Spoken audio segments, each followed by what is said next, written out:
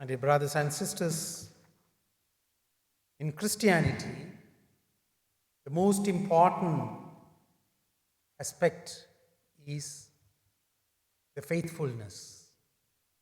How faithful we are in the presence of God. How we trust in Him. And also, another important thing is how humble we are before God, the humility. Most of the time, I have heard, I have seen people of other religion speaking about Christ, how their wish, prayer was heard when they prayed, when they made a vow. And they used to share their experience, I have heard. And sometimes, we as Christians find difficult to bear witness to such things. I don't say in general, but there are moments, there are people who do not really live this faith and trust in Jesus and are able to say that Jesus did this for me. And in today's gospel, you see, a mother is coming and kneeling before Jesus and pleading with him to cure her own daughter who was possessed by a demon. But Jesus' response was something different and something unusual. We learn from today's gospel is that her daughter was healed by the very response that she gave to Jesus. That is, in humility, in her own humble way, that she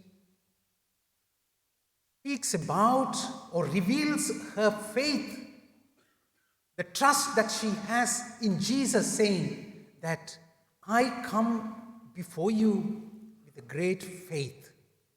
And we have seen in the gospel different occasions where parents are coming and kneeling before Jesus with lots of faith and asking Jesus to heal and cure their sons and daughters. We as parents need to have this faith in Jesus. We as parents, elders, need to be an example to our children. Sometimes we fail as children to keep the commandments of God and follow the good example of our own parents. That is what happened in today's first reading. Look at how God blessed Solomon, the son of King David.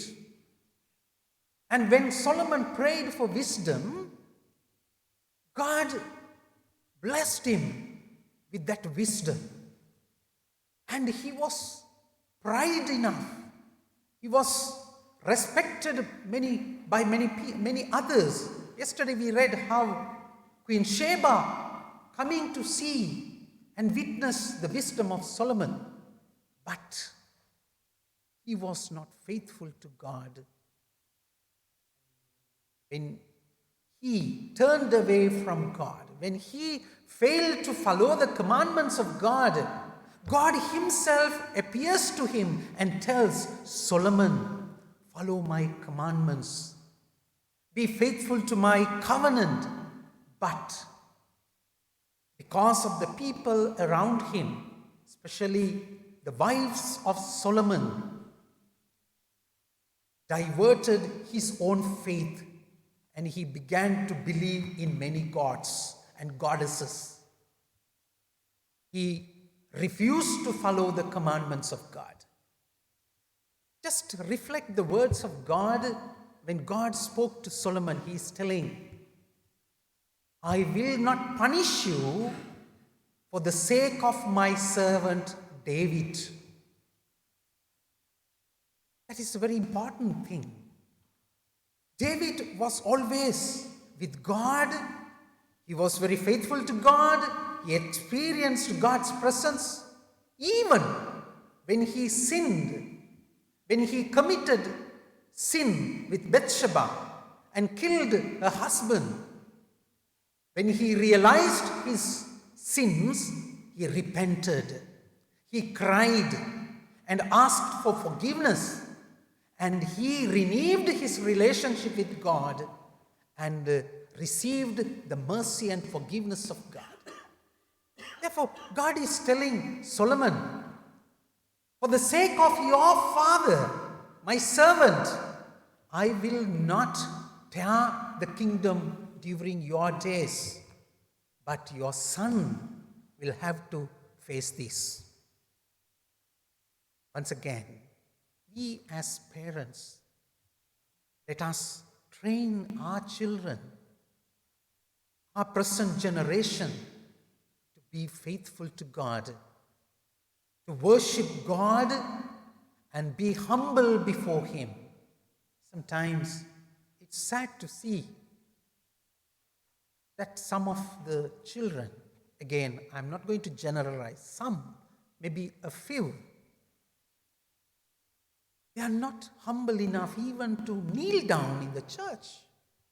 They don't want to bow their heads. They don't want to keep their hands together. They say, why should I kneel before God?